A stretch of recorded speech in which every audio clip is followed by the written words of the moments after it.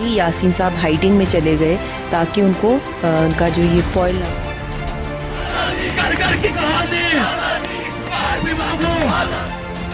तो इन्होंने सिखों का नाम लिया है, लेकिन दर हकीकत कादियान और रद्द मेरे पर तो 2 बम फेंके, उसके मकान की दीवार गिर गई। बैठे हुए थे 2 साल उनसे सीनियर जज वहाँ बैठे हुए थे, उनको इग्नोर करके बाहर निकालें और एक दुनिया को एक मैसेज दें कि ये हमारी सारी कौम।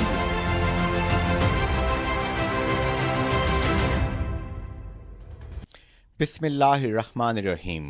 नाज़रीन इकराम अस्सलाम वालेकुम। सच क्या है विद जुनेद अंसारी।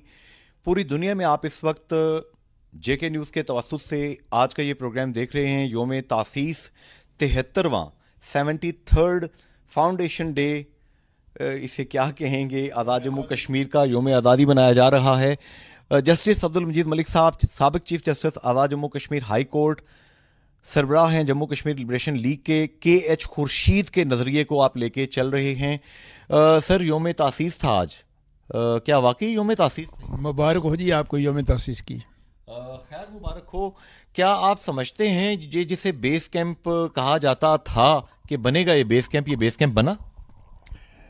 मैं सबसे पहले तो ये बता दूं कि असल में योम तासीस हमारा जो है वो तो 15 अगस्त को बनता है, क्योंकि 15 अगस्त को 1947 को जब कानून आज़ादी हिंद नाफिज हुआ यहाँ पर, तो जो यहाँ पर डोगरा शाही के तसल्लुत था मुआहदा अमृतसर के तहत, वो मुआहदा अमृतसर जो है वो कानून आज़ादी हिंद के तहत साक़त हो गया और डोगरा शाही जो है उसका तसल्लुत जो है उसके साथ ही साक़त हो गया। जम्मू कश्मीर एक आज़ाद मुल्क की हैसियत से, जैसे पाकिस्तान माज़े वजूद में आया, जैसे हिंदुस्तान आया, ऐसे तमाम रियासतें जो यहाँ प्रिंसली स्टेट्स थीं और उनमें जम्मू कश्मीर जो बड़ी रियासत थी, ये भी एक आज़ाद हैसियत इसने अख्तियार कर ली थी। तो असल में हमारा योम तासीस तो उस दिन बनता है, लेकिन ये दिन जो है 24 अक्टूबर का, इस दिन की अहमियत इस लिहाज से है कि 4 अक्टूबर को जब ऐलान हुआ, हमने महाराजे को डिसमिस कर दिया और यहाँ पर एक मुज़फ़्फ़राबाद के मकाम पर एक इनकलाबी हुकूमत का ऐलान किया, तो उसके बाद 24 अक्टूबर को दोबारा वो एक नई हुकूमत जो है वो मार्च जो वजूद में आई। लिहाजा हम 4 अक्टूबर को 24 अक्टूबर को कहते हैं योम तासीस है, लेकिन मेरी निगाह में असल में योम तासीस वो है जिसने मुआहदा अमृतसर साक़त हुआ और डोगरा शाही का तसल्लुत जो है वो साक़त हो गया, ख़त्म हुआ। ये जनाब जस्टिस अब्दुल मजीद मलिक साहब, हमेशा की तरह हम सब के इल्म में आपने बहुत ज़बरदस्त इजाफा किया है ये कि 15 अगस्त को जब ये इंडिया और पाकिस्तान और हिंदुस्तान वजूद में आए, तो साथ ही कश्मीर की रियासत भी अलग मुल्क बन गई थी। जो पहले थी उसको आज़ादी हासिल हुई। जम्मू कश्मीर तो शुरू से है ना, इसका नाम पाकिस्तान तो बाद वजूद में आया है, हिंदुस्तान भी पहले से है, लेकिन हिंदुस्तान मुत्तहिदा जो इस शक्ल में है ये पहले नहीं था। हिंदुस्तान बेशतर रियासतों में बटा हुआ था, बल्कि 150 रियासतें थी, सबसे ज़्यादा थी। इसको सबसे पहले अकबर आज़म जो थे, मुग़ल आज़म, उनने हिंदुस्तान को कंसल्टेट किया और मुत्तहिदा एक मुल्क बनाया। फिर अंग्रेज़ जब आए हैं तो अंग्रेज़ ने उसको मेंटेन किया। तो असल में हिंदुस्तान जो आज है ये सदियों से ऐसा नहीं था और 1800 से पहले भी ऐसा नहीं था, बल्कि मुग़ल आज़म के आने से भी पहले ऐसा नहीं था। आज हिंदुस्तान नई शक्ल में है, लेकिन जम्मू कश्मीर जो है इसके अंदर बड़ी वसअत सी, ये सिंकियांग का इलाका चीन का जो है जम्मू कश्मीर का हिस्सा था, ये काबुल जो है इसका हिस्सा था, ये पेशावर जो है, ये पंजाब जो है, सिंध के कुछ इलाके जो हैं वो भी इसका हिस्सा रहे हैं। तो ये बड़ी वसी रियासत रही है। और आखिरी हमारा जो सबसे बड़ा एक नामवर हुक्मरान जो हुआ है सुल्तान शहाबुद्दीन, जिसका नाम जो है, जिसके अल्लामा इकबाल ने भी बड़ी उसको ट्रिब्यूट पे किया है। तो सुल्तान शहाबुद्दीन की जुर्रत, उसका हौसला, उसकी हिम्मत, उसकी बसीरत काबिल दाद है और तारीख़ जो है उससे भरी पड़ी है। तो ज़ैनुल आबदीन जो था उसका पोता था। अच्छा। हाँ, ज़ैनुल आबदीन के ज़माने में बड़ी जो तरक्की हुई है जम्मू कश्मीर के अंदर, और कश्मीर का नाम जो है मशहूर हुआ है। तो इसलिए जम्मू कश्मीर की अपनी एक तारीख़ है। ये अलग बात है कि हमारी तारीख़ कभी सुखरती रही है, कभी फैलती रही है, कभी अंधेरों में गई चली गई है, कभी रोशनी में आ गई है, और आजकल असल में गर्दाब में फंसी हुई है। और अब जब हम आज इस दिन की योम तासीस मना रहे हैं, आज जम्मू कश्मीर के अवाम कई हिस्सों में बटे हुए हैं और वहाँ उनके ऊपर जो तशद्दुद हो रहा है, दहशत गर्दी हो रही है, हकूक़ पामाल हो रहे हैं। दुनिया सारी में जितना जुल्म इस वक्त जम्मू कश्मीर के अंदर हो रहा है, मेरे ख्याल है दुनिया में कहीं और मिसाल नहीं मिलती है। अच्छा, یہ آپ نے بہت زبردست ایک ہسٹری اس کی بیان کر دی. مجھے یہ بتائیں گے جناب جسٹس ملک صاحب, سرکاری سطح پر وہ کلرکوں, gazetted officers, non gazetted officers, D C صاحب آرڈر جاری کر دیتے ہیں, اوپر سے آرڈر آتا ہے, اس طرح کا یوم تاسیس تو منایا گیا, لیکن کیا قوم نے یوم تاسیس منایا ہے؟ اصل میں قوم کے اندر جو آزادی کا جذبہ تھا وہ بہت بری طرح سے مسئلہ گیا ہے. جموں کشمیر کے اندر جب عوام اٹھے ہیں اپنی آزادی کے لیے, جو جذبہ وہ تھا جس میں چشمدید گواہ ہوں, وہ ایک طوفان تھا, اور اس طوفان کے سامنے ہندوستان کی فوج بھی کھڑی نہیں ہو سکتی تھی. اور یہی وجہ ہے کہ ہندوستان جب مایوس ہو گیا کہ جموں کشمیر میں اس کی فوج جو ہے کہیں کامیابی حاصل نہیں کر سکتی ہے, پھر اس کو UN کو سارا تلاش کرنا پڑا. یہ پنڈت نہرو اور ماؤنٹ بیٹن جو ہیں, ان کی بہت بڑی چالاکی تھی کہ وہ مسئلہ کشمیر کو سیکورٹی کونسل میں لے کر گئے وہاں پر, ورنہ جموں کشمیر کے ہمارے اپنے لوگوں کی جو مقامی فوج تھی ہماری, جس کو نام آزاد کشمیر ریگولر فورس تھا, اس نے بڑی فتوحات حاصل کی ہیں. اور میں آج ہی ڈاکٹر کرن سنگھ کی سوانح یاد پڑھ رہا تھا, اس نے کہا جی بڑی مشکل سے لداخ کا علاقہ جو ہے ہم نے اس وقت جناب آزاد فوجوں سے بچایا ہے جو ہے. تو یہ لداخ سارا ہمارے پاس تھا, لے شہر کے علاوہ یہ پونچھ جتنا ہے ماس ہے, پونچھ شہر کے سب ہمارے پاس تھا. یہ اخنور تک ہماری جو لوگ ہیں آگے بڑھے ہوئے تھے. لیکن یہ ہے کہ ہندوستان کی فوج کو شکست پر شکست ہو رہی تھی. پھر انگریز جو کمانڈر ان چیف تھے دونوں فوجوں کے, پاکستان کے ہندوستان کے, انہوں نے بڑی سازش کر کے یہاں پر ہماری فوجوں کو آگے نہیں بڑھنے دیا. جنرل گریسی تھا اس میں, ان کا جو لاک آؤٹ تھا اس کا ہندوستان کے کمانڈر ان چیف کا. تو ان سب نے مل کر اصل میں ہمارے ساتھ بڑا دھوکہ کیا ہے انگریزوں نے. اور یہ جو سیز فائر لائن یہاں ڈرا کی ہے, جس کو آپ لائن آف کنٹرول کہتے ہیں, اصل میں انہوں نے اپنے سے جموں کشمیر کو تقسیم کر دیا تھا. تو اب مجھے بتائیں گے سر کہ مسئلہ گیا جذبہ, اب آزاد کشمیر کے اندر آپ کیا دیکھتے ہیں کہ لوگ جو یہاں پہ جس طریقے سے منایا جاتا ہے, مختلف پارٹیاں اپنے اپنے سلوگن لے کے بنے گا پاکستان, بنے گا پتہ نہیں کیا کیا فلاں فلاں, اس تصواب رائے پلیبیسائٹ 1 پوائنٹ ایجنڈے پہ اکٹھے کیوں نہیں ہو رہے کشمیری؟ 1 پوائنٹ پر ایجنڈے پر اکٹھے تو تھے, اندر سے ہیں بھی, لیکن اصل میں ان کو اتنا مایوس کر دیا گیا نا. اب لیکن 49 میں جب گلگت کو مظفر آباد سے الگ کر دیا گیا, جبکہ مظفر آباد کی حکومت جو تھی فل فلیج باوقار حکومت تھی, اس کی اپنی فوج تھی, اس کا اپنا کمانڈر ان چیف تھا, اس کا اپنا وزیر دفاع تھا, تو اس کو جب اختیار سے محروم کر دیا گیا تو پھر یہاں پر مایوسی پیدا ہو گئی. اور وہ مایوسی جو ہے وزارت امور کشمیر کے تحت بڑھتی رہی. کبھی کبھی جب کے خورشید جیسے حکمران آئے انہوں نے اختیارات حاصل بھی کیے, لیکن جب ان کے بعد جو لوگ آئے انہوں نے اختیارات جو ہیں پھر دوبارہ واپس ان کو کر دیے. اور آج بھی دیکھیں نا اختیارات کی جنگ چل رہی ہے. گلگت کے لوگ جو ہیں وہ بڑے بہادر لوگ ہیں جن نے وہاں علاقہ خود جو ہے آزاد کروایا تھا, اور کرنل حسن صاحب کی قیادت میں گنسارا سنگھ کو وہاں گرفتار کیا, ان کا بڑا کارنامہ تھا. لیکن ان کو جناب وہاں الگ کر کے وہاں FCR لگایا گیا, اور آج دن تک وہ بنیادی انسانی حقوق سے محروم ہیں. ظلم نہیں تھا اور کیا, یہ FCR جو ہوتا ہے یہ مارشل لاء سے سخت ہوتا ہے. اس میں تو جو وہاں پر جو کمانڈر ہوتا ہے اس کو پورے اختیارات ہوتے ہیں. اور وہاں آج بھی جو بابا جی ہے اس کو پتہ ہے آپ کو 60 سال سزا ہوئی ہے بابا جان کو. تو یہ حالات جو ہیں ان حالات نے اصل میں لوگوں کو مایوس کیا ہے. آج آپ دیکھیں 24 اکتوبر ہے, لیکن یہاں ہمارے ہاں عوام کے اندر عوام کو پتہ ہی نہیں آج کا دن کون سا ہے. آج چھٹی بھی ہے تو لوگوں کو پتہ نہیں چھٹی ہماری کیوں ہے, تو وہ چھٹی کو سمجھ کر بس گھر میں سو رہے ہیں, آرام کر رہے ہیں. یہی وجہ ہے, ورنہ جناب یہ 24 اکتوبر کا دن جو تھا, یہ گلیاں جو ہیں میرپور شہر ہو یا مظفر آباد ہو یا پونچھ ہو, بمبر کوٹلی کوئی بھی شہر ہو, تمام دنیا کے لوگ جو ہیں جناب گھروں سے باہر آ کر آزادی کے نعرے لگاتے تھے. بڑا لوگوں کے اندر جذبہ تھا. لیکن جب لوگوں نے دیکھا کہ جناب یہ آزادی ہمیں کیا ملی ہے, کہ ڈوگرا زمانے میں ہمارے پاس اسمبلی بھی تھی, اس کا رائٹ آف ووٹ بھی تھا, تو یہاں پر تو دیکھیں نا 1960 سے پہلے وہ رائٹ آف ووٹ ہی ختم کر دیا گیا تھا. اچھا جسٹس مجید ملک صاحب, ابھی اس ہفتے میں اتفاق کی بات ہے کہ موجودہ جو صدر ہیں پیپلز پارٹی آزاد کشمیر کے لطیف اکبر صاحب, ان کو میں نے انٹرویو کیا. اپوزیشن لیڈر چودھری یاسین صاحب سے گفتگو ہوئی, بیرسٹر سلطان محمود چودھری صاحب کا انٹرویو کیا, لارڈ قربان لارڈ نذیر احمد صاحب سے گفتگو ہوئی, علی رضا سید صاحب سے بات ہوئی. یہ سب لوگ کہتے ہیں جی گلگت بلتستان کوئی سوچے بھی مت کہ وہ ہم سے علیحدہ کیا جا سکتا ہے, وہ اکائی جو ہے ریاست جموں کشمیر کی اس کا حصہ ہے. سر اتنا کہنے سے کیا ہو جاتا ہے کہ وہ جدا نہیں ہو سکتا؟ یہ سوچ اچھی ہے, لیکن عملاً تو گلگت ہم سے الگ ہے. ہم اس کے لیے کیا کر رہے ہیں؟ کتنے لوگ جن کا آپ نے نام لیا کتنی بار گئے ہیں گلگت میں؟ گلگت کے لوگوں سے کب تک ملتے رہے ہیں وہ؟ اصل میں گلگت کے لوگوں کی شکایت آزاد کشمیر کے خلاف سب سے بڑی یہی ہے کہ گلگت کے لوگ جس کیفیت سے گزر رہے ہیں، آزاد کشمیر کے لوگوں نے ان کا کبھی ساتھ نہیں دیا ہے، ان کے حقوق کی بات نہیں کی ہے. اور ابھی وہ جب وہ مطالبہ کرتے ہیں ہمیں صوبہ ملنا چاہیے، تو اصل میں یہ فرسٹریشن ہے، ایک مایوسی کی کیفیت سے وہ نکلنا چاہتے ہیں، اور آزاد کشمیر کے خلاف ان کی ایک ریزنٹمنٹ ہے، ریئیکشن ہے ان کا.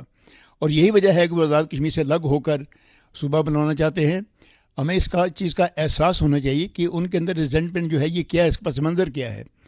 اب ہم سب لوگ اکٹھے تھے، ایک سوچ تھی ہماری. آج بھی جب گلگت کے لوگ ملتے ہیں، بیٹھتے ہیں ہمارے ساتھ، ان کی وہی سوچ ہے جو ہماری سوچ ہے اس میں.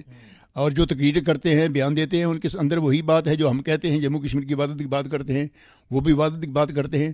لیکن جو وہاں پر عملاً کیفیت ہے انتظامی امور کی، حقوق سے محرومی کی، بنیادی حقوق سے محرومی کی، اس نے ان کے اندر ایک اتنی پسماندگی پیدا کر دی ہے یا مایوسی پیدا کر دی ہے، اور وہ اتنے مایوس ہو گئے ہیں. اب دیکھتے ہیں نا کہ جموں کشمیر کے اندر کچھ نہیں ہو رہا ہے. آزاد کشمیر کے لوگ جو ہیں یہاں پر جناب اپنے گلچھرے اڑا رہے ہیں، وزارتیں بنی ہوئی ہیں، جھنڈے لہرا رہے ہیں، بیانات دے رہے ہیں، اسلام آباد میں بیٹھے ہوئے ہیں. اب دیکھیں نا، ہماری حکومت کا دارالحکومت جو ہے مظفر آباد ہے، لیکن تمام کابینہ جو ہے وہ اسلام آباد بیٹھی ہوتی ہے. تمام جتنے آپ کے ملازم ہیں جناب، وہ آج کل وہاں پر ان کے بڑے بڑے بنگلے ہیں اسلام آباد میں.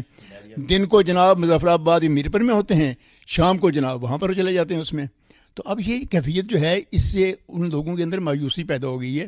اور آزاد کشمیر میں یہی کیفیت ہے. یہاں بھی آپ کو نوجوان جو جتنے لوگ ہیں آپ دیکھیں ان کو، ایک تو یہ ہے کہ وہ تحریک آزادی کے جو ہمارے غرض مقاصد تھے اسے فراموش کر چکے ہیں. ان کے اندر وہ جذبہ ہی نہیں ہے، ان کے اندر وہ احساس نہیں ہے. اب جن لوگوں نے جن کا اب نام لیا ہے وہ تو جناب پاکستان کی جماعتوں کے بڑے بڑے لیڈر بن گئے ہیں. یہاں انہوں نے پاکستان کی جماعتیں بنا لی ہیں. اب پاکستان جو ہے وہ سب کا ایک ہی ہے، نسب العین سب کا ایک ہی ہے کہ جب رائے شماری ہوگی تو علاقے پاکستان کی بات کی جائے گی. لیکن انہوں نے علاقے پاکستان کی بات کو پیچھے رکھ کر، حق خود ارادیت کو پیچھے چھوڑ کر، وہ پہلے ہی پاکستانی بن گئے ہیں. اور وہاں انہوں نے اپنے مکانات بھی بنا لیے ہیں، وہ رہتے بھی وہی ہیں اسلام آباد میں. یہاں پہ ملک صاحب سوال یہ پیدا ہوتا ہے کہ مجھے یاد ہے کہ جیسا کہ آپ نے فرمایا کہ پہلے جب اس طرح کے ایام آتے تھے تو جمع غفیر لوگوں کا باہر آ جاتا تھا. میرپور میں چوک شہیداں سے لے کے نانگی تک، کلیال تک لوگ اکٹھے ہوتے تھے. کیا آپ سمجھتے ہیں کہ یہ پراپر پلاننگ کر کے یہاں پر جماعتیں جو ہیں، پاکستان کی نان سٹیٹ جو جماعتیں ہیں، آزاد کشمیر کی جو نہیں ہیں، ان کو پلانٹ کیا گیا تاکہ آگے چل کے تقسیم کشمیر کی جائے؟ اب آپ میرے منہ سے وہ بات کروانا چاہتے ہیں جو آپ خود جانتے ہیں، بلکہ جموں کشمیر کے سب لوگ جانتے ہیں کہ جب معاہدہ شملہ ہوا تو معاہدہ شملہ جب یہ فیصلہ ہو گیا کہ ہندوستان پاکستان نے تمام تنازعات جو ہیں باہمی مذاکرات سے حل کرنے ہیں، جس میں جموں کشمیر کا مسئلہ بھی شامل ہے. یہ معاہدہ جو ہے 1972 میں ہوا. 1972 سے لے کر 2020 تک اب ہندوستان نے سارا جموں کشمیر جو ہے وہ ہڑپ کر لیا ہے. اور وہاں کشمیریوں کی جو حالت اظہار ہے، جس کی آج محبوبہ مفتی بھی جناب چیخ لیا ہے، جس کے خلاف فاروق عبداللہ بھی چیخ رہا ہے جن کے خلاف. اب دیکھیں وہاں کشمیری کی کیفیت یہ ہے، اور یہاں پر ہم ٹس سے مس نہیں ہو رہے ہیں. سوائے جناب یہاں سیمینار ہو رہے ہیں رسمی طور پر، اخباروں میں بیانات دیے جاتے ہیں رسمی طور پر، ٹیلی ویژن کے اوپر بیانات کے نہ دیے جاتے ہیں رسمی طور پر. عملاً ہم نے جموں کشمیر کو چھوڑ دیا ہوا ہے. یہ وجہ ہے کہ شملہ معاہدہ کے بعد جناب یہاں پر پاکستان کی جماعتوں نے جنم لیا ہے، اور عملاً ہندوستان پاکستان نے جموں کشمیر کو تقسیم کر لیا ہوا ہے اور تقسیم مان لی ہوئی ہے. یہی بات آپ مجھ سے چاہتے تھے، میں آپ کے سامنے کھل کر بات کرتا ہوں. تو اس کا مطلب یہ ہے کہ اب جو کچھ بھی ہو رہا ہے یہ آئی واش ہے، کہ چیزیں تمام پس پردہ ہو چکی ہیں، دونوں طرف سے مرد آباد زندہ آباد کے نعرے، یہ سب ڈرامہ ہے. ڈرامہ بھی کہیں یا حقائق بھی کہیں، یا ان کی اپنی جو سکت تھی. پاکستان ایک نیوکلیر پاور ہونے کے باوجود ہم ہمیشہ نعرہ لگاتے ہیں یہ مضبوط پاکستان کشمیر کی آزادی کا ضامن ہے. اب پاکستان اتنا مضبوط ہو گیا کہ آدھا پاکستان کھو گیا. اب پاکستان اتنا مضبوط ہو گیا، نیوکلیر پاور بن گیا. لیکن آج پاکستان کے اندر جو سیاسی حالات ہیں، جو وہاں پر جھگڑے پڑے ہوئے ہیں، تو ان کو دیکھ کر جموں کشمیر کے عوام جو ہیں ان سے کیا انسپائریشن لیں گے؟ ان کے اندر کون سا حوصلہ افزائی جو ہوگی جناب؟ جو پاکستان کے اپنے حالات جو ہیں ان کے اندر اتنا خلفشار ہے، اتنا انتشار ہے، اور وہاں پر جناب طرح طرح کی جناب بولیاں بولی جاتی ہیں. تو اس سے جموں کشمیر کے عوام کی آزادی کی ضمانت جو ہے میرا خیال ہے وہ بڑی کمزور ہو گئی ہے. اب جموں کشمیر کے عوام جو ہیں، میری رائے جو ہے وہ یہ ہے کہ جموں کشمیر کے عوام کو باقی دنیا کی تمام وہ قومیں جن نے آزادی حاصل کی ہے اور آج آزاد مملکت کہلاتی ہیں، ان کے نقطۂ نظر کے تحت، اس اصول کے تحت ایک اپنی وحدت، اپنے اندر یکجہتی اور اپنے اندر سیاسی لیڈرشپ کو جب تک اب آگے نہیں لائیں گے اور اپنے کاز کو دنیا کے سامنے خود پیش نہیں کریں گے تو تب تک بڑا مشکل ہے۔ امریکہ میں شکاگو میں جاوید راٹھور صاحب ہوتے ہیں، آپ کے بڑے نیازمند ہیں، سابق وزیر اعظم ممتاز راٹھور مرحوم کے پریس سیکرٹری تھے، لکھتے بھی ہیں، بولتے بھی ہیں، بہت اچھی بات کرتے ہیں، آپ کے نظریے کے حوالے سے بہت پازیٹیو ہیں وہ۔ ان کا کہنا ہے کہ جتنی سیاسی جماعتیں یہاں پہ موجود ہیں، پاپولر جماعتوں کی بات انہوں نے کی، کہ ان سے آپ کوئی امید نہیں رکھ سکتے کہ یہ کوئی تبدیلی یا کوئی نظریاتی سوچ آپ کو دے سکیں۔ نہیں، میں اتنا مایوس نہیں ہوں۔ میرا خیال ہے کہ جب وہ لوگ، ہم جتنے لوگ بھی ہیں، نوجوان ہمارے جو ہیں، اگر وہ متحد ہو کر، منظم ہو کر اپنے کاز کے لیے ایک صحیح جد و جہد کا آغاز کر دیں گے، پھر یہ جتنی جماعتیں ہیں، جتنے ان میں لوگ ہیں، یہ مجبور ہو جائیں گے پھر آپ کے ساتھ چلنے کے لیے۔ ان کے ساتھ پھر ان کے پاس آپشن کوئی نہیں ہوگا۔ اندر سے ان کے اندر بھی کشمیریت ہے، میں نہیں کہتا ہوں کہ ان کے اندر حب الوطنی نہیں ہے، حب الوطنی سب کے اندر ہے، لیکن یہ کمزور لوگ ہیں، یہ چھوٹے چھوٹے مفادات کے دائی ہیں اور چھوٹی چھوٹی مفادات کے لیے اپنی بڑے جو مفاد ہے ہمارا آزادی کا، اس کی قربانی دے دیتے ہیں۔ اصل میں یہ عادی ہو گئے ہیں، کیونکہ ہم لوگ جو ہیں جموں کشمیر کے، ہم نے غلامی جو 2 صدیوں میں دیکھی ہے، اس کے اثرات ایسے ہیں کہ ان کے اندر ایک کمزور کیفیت پیدا ہو گئی ہے۔ لیکن میری اپنی سوچ جو ہے وہ یہ ہے کہ جب ہمارا یوتھ جو ہے، آج نوجوان ہمارے متحد ہو کر، منظم ہو کر جب سامنے آ جائیں گے، ان کے اندر مضبوط لیڈرشپ ہوگی، تو پھر یہ جتنی بھی جماعتیں بنی ہوئی ہیں، یہ خود بخود جو ہیں یہ جزاد ہو جائیں گی۔ اچھا، ایک تاریخی جو واقعہ ہے، میں اس کی تصحیح چاہوں گا۔ میں نے یہ کنٹراڈکشن دیکھی ہے۔ سردار ابراہیم خان مرحوم سے دستخط کروائے گئے کراچی میں، اور کہا جاتا ہے کہ فورسفلی کروائے گئے، اور یہاں تک کہا جاتا ہے کہ وہ دستخط انہوں نے کیے ہی نہیں تھے، بلکہ کسی سیکٹری نے خود ہی کوگی مار کے کہہ دیا کہ انہوں نے دستخط کر دی ہیں۔ کوئی معلومات آپ کی سر؟ نہیں، مجھے اس سے اتفاق نہیں ہے۔ میں سردار ابراہیم خان صاحب سے ملا بھی ہوں، میری ان کے ساتھ خط و کتابت بھی رہی ہے، اور میں نے گلگت جب فیصلہ کیا ہے تو اصل دستاویزات جو ہیں، جو ایگریمنٹ ہے جس کو آپ کراچی کا ایگریمنٹ کہتے ہیں، اصل میں کراچی میں نہیں ہوا، وہ راولپنڈی میں شہزادہ کوٹھی میں ہوا تھا۔ اچھا، اس وقت جو ہمارے حالات تھے، اس وقت جموں کشمیر کے عوام کے اندر ایک جذبہ تھا علاقے پاکستان کا، اور سردار ابراہیم خان صاحب جو ہیں یہ تو بڑے نوعمر تھے، اور یہ اسمبلی کے ممبر بنے ہوئے، ان کو بھی 10 مہینے نہیں ہوئے تھے جبکہ یہ صدر بن گئے، تو اس سے پہلے یہ سرکاری ملازم تھے، ایڈیشنل ایڈوکیٹ جنرل تھے یہاں جموں اور سری نگر میں، اس سے پہلے میرپور میں یہ پی رہے ہیں۔ تو سردار ابراہیم صاحب جو ہیں، ان کو چونکہ گورنمنٹ پاکستان نے ہی صدر بنایا تھا، لہذا وہ ان کے سامنے ہی جواب دے تھے، اور جب ان نے یہ اختیارات لیے ہیں تو چودھری غلام محمد صاحب مرحوم جو ہیں قائد ملت ہمارے، وہ سپریم ہیڈ تھے مسلم کانفرنس کے، تو ان کے بھی دستخط ہیں، لیکن انہوں نے کبھی ڈساؤن نہیں کیا چودھری غلام محمد صاحب نے۔ اچھا، ہاں، وہ تو ہمیشہ تسلیم کرتے رہے ہیں۔ تو سردار صاحب نے بعد میں جب یہ مسئلہ شروع ہو گیا، جی گلگت کے لوگوں کو شکایت پیدا ہوئی کہ دیکھو جی ہم سے پوچھا نہیں گیا اور ہمیں الگ کر دیا گیا ہے، یہ آزاد کشمیر ہمیں بیچ دیا ہے، ان لوگوں نے جب وہ ہمارے گلے پڑے تو تب انہوں نے کہا جی مجھے تو پتہ ہی نہیں ہے، لیکن ان کی دستخط جو ہے اصل میرے پاس موجود ہے، دستاویز کی فوٹو کاپی، اس پر آج بھی آپ دیکھ سکتے ہیں، ہاں بالکل صحیح دستخط ہے۔ اچھا، اٹ مینس کہ جس طرح ہم پاکستان کی بات کرتے ہیں کہ پہلی دعوت آئی تھی روس سے، لیکن ہمیں امریکہ کا غلام بننے کا شوق تھا تو ہم چل پڑے امریکہ کی جانب، تو اس کا مطلب ہے کشمیر کی بنیاد ہی قائد اعظم علیہ رحمت کی وفات کے بعد، ان کے بعد جو لوگ تھے انہوں نے غلط ڈال دی۔ اصل میں کشمیر کی جو اہمیت ہے، جو اس کی حیثیت ہے، اس کا احساس بہت کم پاکستان کی اس وقت کی قیادت کو تھا۔ قائد اعظم جو تھے، ان کی وسعت قلبی تھی، ان کی سیاسی بصیرت تھی، اعلیٰ سیاسی بصیرت تھی، ان کی سوچ اور تھی، لیکن ان کے ساتھ جتنے باقی لوگ تھے ان کے اپنی سوچیں جو ہیں وہ اپنے علاقائی ماحول کے مطابق محدود تھیں۔ اب اگر آپ کہیں کہ جو سوچ قائد اعظم کی تھی وہ لیاقت علی خان کی تھی تو وہ نہیں تھی، تو لیاقت علی خان کے بعد تو آپ کے ساتھ رف لوگ ملتے ہیں، اس کے بعد جو ایک نامور سیاستدان تو سہروردی ہوئے ہیں، تو سہروردی صاحب کا تعلق ڈھاکے سے تھا، ان کے اندر بھی شاید کشمیر کی وہ اہمیت نہ ہو جو کہ ہے، لیکن اصل میں یہ ساری جو یہاں پر خرابی پیدا کی، یہ گورمانی جو تھے ملتان کے رہنے والے پنجابی تھے، مشتاق گورمانی جو ہیں، یہ اصل میں ان کی ایک سوچ تھی. غالباً ان کو یہ اعتماد نہیں تھا کہ جناب اب رائے شماری ہونے والی ہے، کشمیری جو ہیں یہ کیا یہاں پر اپنا کردار ادا کریں گے. مجھے اس بات کی آج تک سمجھ نہیں آئی ہے کہ گورمانی نے ہماری آزاد کشمیر حکومت کو بے اختیار کیوں کیا، اور بے اختیار کرنے کا مطلب میں یہ سمجھتا ہوں کہ ہم پر اعتماد نہیں تھا، اور ہم پر جب اعتماد نہیں ہے تو پھر یہ مسئلہ جو ہے پیدا ہوتا ہے علاقے پاکستان یہ تو خود کمزور ہو جاتا ہے. لیکن جن لوگوں نے پاکستان کا آئین بنایا ہے، ان دیکھیں انہوں نے اس میں باقاعدہ جو ہمارا آج بھی 1973 کے آئین میں آرٹیکل 257 ہے، وہ بالکل دو ٹوک بات کرتا ہے کہ جب جموں کشمیر کے عوام رائے شماری میں یہ فیصلہ کرتے ہیں کہ جموں کشمیر ریاست کا علاقہ پاکستان سے ہوتا ہے، تب ریاست جموں کشمیر اور پاکستان کے درمیان تعلقات کا تعین جموں کشمیر کے عوام کی صوابدید کے مطابق ہوگا.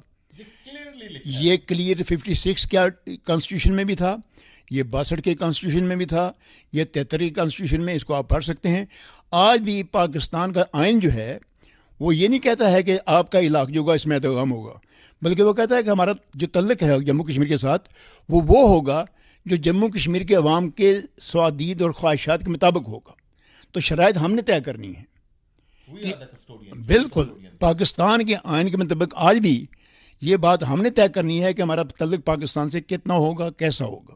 اچھا ایک چیز سر مجھے بتائیں گے، ابھی آج کل متحدہ اپوزیشن جلسے ولسے کر رہی ہے نا پاکستان میں عمران خان صاحب کی حکومت گرانے کے لیے، تو وہ متحدہ لوگ جو ہیں مسلم لیگ نون کے، پیپلز پارٹی کے، جمعیت علماء اسلام، فضل الرحمان گروپ کے دیگر، یہ سب کہتے ہیں جی تحریک انصاف نے مسئلہ کشمیر دبوگے رکھ دیا، انہوں نے کشمیر کے حوالے سے ہندوستان کے ساتھ مذاکرات کر کے پس پردہ اس کو فارغ کر دیا ہے، بیچ دیا ہے اس کو.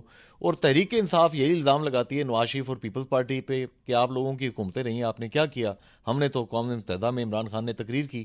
آپ اس چیز کو کیا دیکھتے ہیں سر؟ یہ مڈ سلنگنگ کشمیر کے نام پہ کر رہے ہیں، یہ کیا ہو رہا ہے؟ مجھے ایک بہت بڑے دانشور میں جو عالمی سطح کا دانشور ہے، نام نہیں لوں گا ابھی اس کا، اس نے مجھے بہت پہلے لنڈن میں ایک کشمیر کانفرنس تھی، تو اس میں بین الاقوامی کانفرنس میں امریکن بھی تھے، آسٹریلین بھی تھے، چائنیز بھی تھے، اور برطانوی بھی تھے، جموں کشمیر کے لوگ بھی تھے، ہندوستان کے بھی تھے، پاکستان کے بھی تھے، اعلیٰ سطح کے لوگ تھے. اس میں ہماری طرف سے میں اور سردار عبدالقیوم خان صاحب دونوں وہاں انوائٹڈ تھے. تو اس نے میری تقریر سنی اوپننگ سیشن میں. تو اس بعد دوسرے دن ناشتے پر جب ہم بیٹھے تو یہ رابن رافیل جو ہے امریکہ کی، یہ بھی اس میں شامل تھی، اور پروفیسر ویسٹنگ ایک امریکن جو پانی کے اوپر بڑے ماہر ہیں، اس کے اسپیشلسٹ ہیں، تو وہ بھی وہاں ٹیبل پر، ہم چاروں ناشتے پہ بیٹھے تھے. اس نے وہاں مجھے کہا کہ میں نے جب تمہاری تقریر کشمیر پر سنی ہے تو میری آنکھوں میں آنسو تھے، لیکن میں آپ کو دو ٹوک بات بتانا چاہتا ہوں کہ جموں کشمیر جو ہے یہ آج 4 قوتوں کے درمیان بٹا ہوا ہے. ایک قوت ہندوستان کی ہے، ایک پاکستان کی ہے، ایک مظفر آباد کی ہے، اور ایک سری نگر کی ہے. اس نے کہا کہ جسٹس ملک تمہیں ان 4 قوتوں کے خلاف بیک وقت لڑنا پڑے گا. اگر جموں کشمیر کے عوام تمہارا ساتھ دیتے ہیں، اور جو تمہارے اندر ایک خلوص ہے جموں کشمیر کی آزادی کا، جو میں نے دیکھا ہے تمہاری تقریر سے، تو اس کو سامنے رکھ کر اگر تم متحد اور منظم ہو کر ان 4 قوتوں کے خلاف اٹھ کھڑے ہو گئے تو تم جناب جموں کشمیر کو آزاد کروا لو گے. ورنہ اس نے کہا کہ ہندوستان جو ہے، چونکہ اسے پتہ ہے کہ جموں کشمیر کا مسئلہ جب بھی حل ہوگا ہندوستان جو ہے اس نے دینا ہی دینا ہے، لینا کچھ نہیں ہے، لہذا ہندوستان جو ہے اسٹیٹس کو لمبا کر رہا ہے. پاکستان کی اس نے کہا سیاست جو ہے وہ یہ ہے کہ پاکستان کے سیاستدان ہوں یا جرنیل ہوں، یہ کشمیر کے نام پر پاکستان کا اقتدار لیتے ہیں اور کشمیر کے نام پر ہی اپنے اقتدار کو بچاتے ہیں. تو آج جو جنگ جس کا آپ نے حوالہ دیا ہے، میرے سامنے سب کے کرتوت جو ہیں، تمام کے کارنامے جو ہیں جرنیلوں کے بھی اور سیاستدانوں کے بھی، وہ سب جو ہیں، سب سے بنیاد جو رکھی کہ جموں کشمیر کی تقسیم کی ایوب خان نے رکھی تھی 37 معاہدہ میں، جب اس نے ہندوستان کو یہ رعایت دے دی کہ جموں کشمیر کے دریا جو ہیں تمہارے زیر تسلط، یہاں بجلی گھر بنا سکتے ہو. تو یہ تقسیم تھی ایک. اس کے بعد آپ کے سامنے ہے کہ جتنے بھی جرنیل ہیں، پرویز مشرف نے تو آؤٹ آف باکس بات کی، اس نے UN ریزولوشن جو ہیں وہ سارے چھوڑ دیے. تو نواز شریف صاحب جو ہیں، ان کی حکومت بھی معاہدہ شملہ جو ہے یہ پیپلز پارٹی کے زمانے میں وہ بھٹو صاحب نے کیا ہے. تو اس میں ہمارے سامنے، کشمیریوں کے سامنے، تو پاکستان کے تمام چہرے جو ہیں وہ برابر ہیں، ان میں کسی میں زیادہ روشنی نہیں ہے. تو قائد اعظم علیہ رحمت جن کا آپ ہمیشہ ادب سے احترام سے پیار سے نام لیتے ہیں, ان کا ڈے بھی آپ سیلیبریٹ کرتے ہیں, ان کی آئیڈیالوجی سے یہ تمام لوگ ڈفر کر گئے؟ بھائی کمال ہے, قائد اعظم کی آئیڈیالوجی پر سب سے پہلے قائد اعظم کی خوبی یہ تھی کہ اس کے اندر دیانتداری تھی. آپ مجھے پتہ ہے پاکستان نے آپ جھگڑا کیا ہے, قائد اعظم کے اندر ایمانداری تھی. آج پاکستان میں الزامات کیا لگ رہے ہیں؟ قائد اعظم کے اندر جرت تھی. آج پاکستان میں الزامات کیا لگ رہے ہیں؟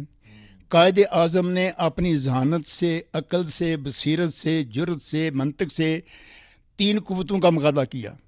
برٹش امپائر کا مقابلہ کیا, انڈین کانگریس کا مقابلہ کیا, پھر مسلمان وہ جماعتیں جو پاکستان کے نظریے کے خلاف تھیں ان کا مقابلہ کر کے. تو اس نے اپنی ذہانت سے بغیر گولی چلائے اس نے پاکستان بنا کر دے دیا آپ کو. ایک نئی قوم, نیا ملک یا دنیا کے نقشے پر لایا قائد اعظم نے. تو ان کی کشمیر آئیڈیالوجی ہے بالکل وہ بالکل دیکھیں. اب میں بتاؤں آپ کو ایک بات قائد اعظم کی. یہ جو ہیں ہمارے ہنزا کے جو راجا ہیں اور نگر کے راجا ہیں, ان نے 47 میں قائد اعظم کو علاقہ نامہ لکھ کر دیا, لیکن قائد اعظم نے علاقہ منظور نہیں کیا. اب جونا گڑھ کی ریاست جو ہے جس کو لوگ الزام لگاتے ہیں, جونا گڑھ کا علاقہ جو ہے اس نے پیشکش کی, لیکن قائد اعظم نے کوئی قبول قائد اعظم نے نہیں کیا ہے.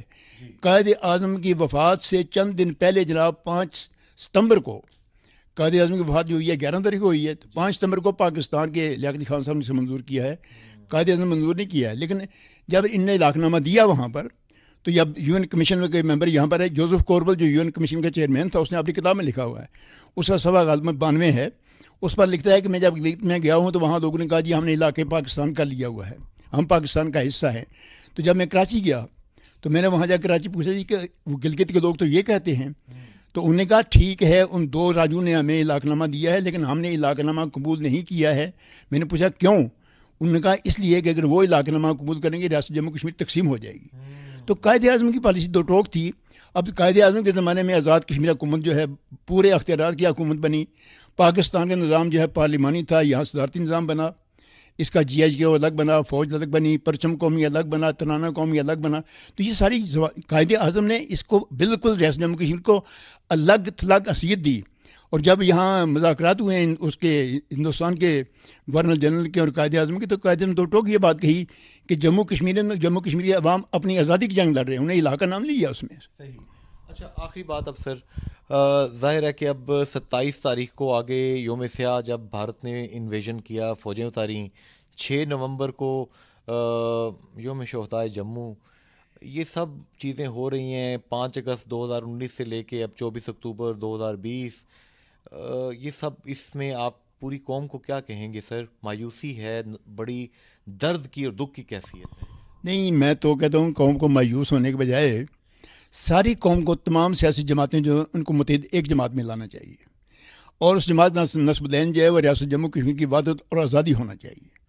جب ہمیں آزادی مل جائے گی تو جو لوگ چاہتے ہیں کہ ہمارا تعلق پاکستان سے ہو تو ان کی اکثریت ہوگی, وہ پاکستان سے تعلق پیدا کر سکتے ہیں.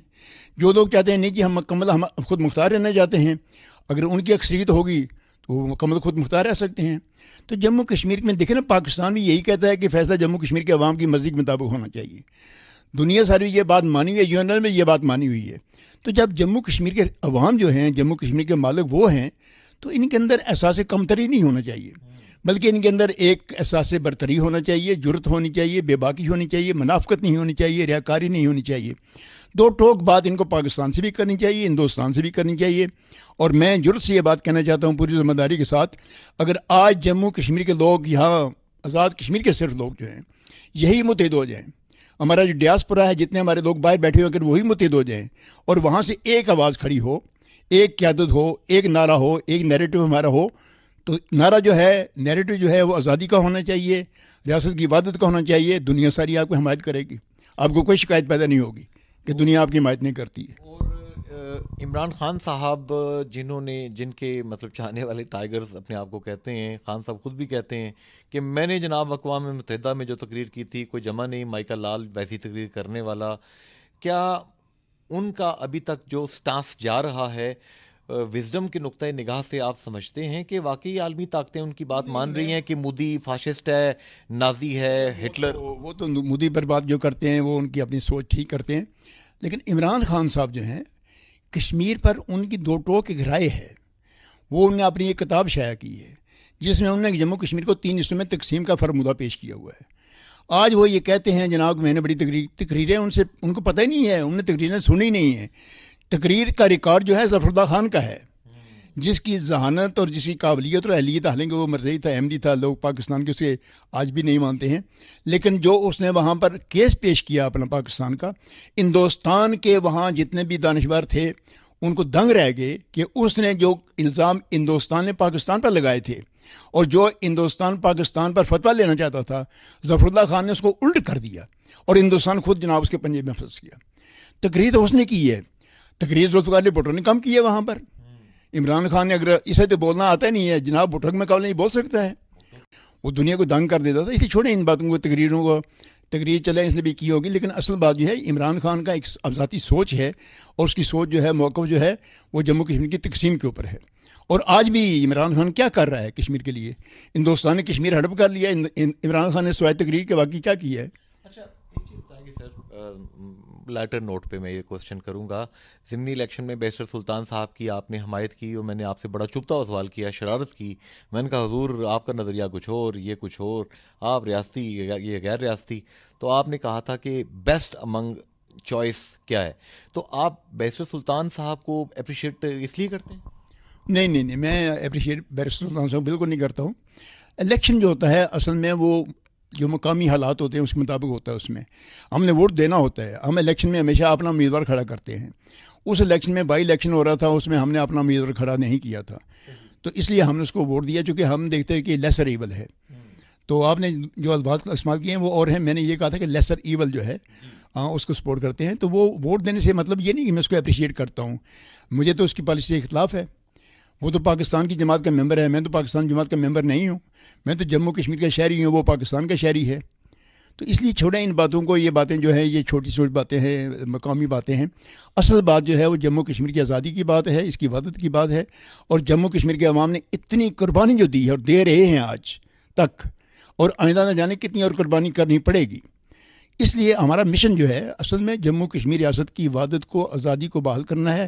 جموں کشمیر کی ایک قوم ہیں ہم لوگ, اور اس قوم کا وقار, اس کی عزت, اس کا ناموس, اس کی شہرت, اور آئندہ مستقبل میں جو اس کا روشن مستقبل ہے, اس کی ترقی جو ہے وہ ہمارے سامنے وہ نقشہ ہے. ہم اس کے لیے جدوجہد کر رہے ہیں. بہت ہی اسٹریٹ قسم کی گفتگو جناب جسٹس عبد المجید ملک صاحب کی آپ نے دیکھی, سنی. مجھے پتہ ہے کہ ان جوابوں سے بھی بہت سے سوال جنم لیں گے. انشاءاللہ تعالی ہمارا وطن ریاست جموں کشمیر, گلگت بلتستان, لداخ, تبت ہا انشاءاللہ آزاد ہوگا. اتحاد کی ضرورت ہے, قیادت کی ضرورت ہے, دیانتداری کی ضرورت ہے, قائد اعظم علیہ رحمت والی جرت کی ضرورت ہے. اللہ تعالیٰ یہ دن آسان کرے سب کے لیے اور ہمارے دیس کو آزادی دے. فی امان اللہ. اللہ حافظ اینڈ گڈ بائے.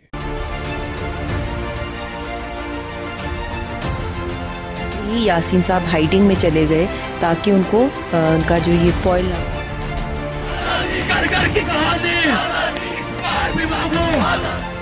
ظاہر تو انہوں نے سکھوں کا نام لیا ہے, لیکن در حقیقت قادیان اور رد میرے اوپر تو 2 بم پھینکے, اس کے مکان کی دیوار گر گئی. بیٹھے ہوئے تھے 2 سال ان سے سینئر جج وہاں بیٹھے ہوئے تھے, ان کو اگنور کر کے باہر نکالیں اور ایک دنیا کو ایک میسج دیں کہ یہ ہماری ساری قوم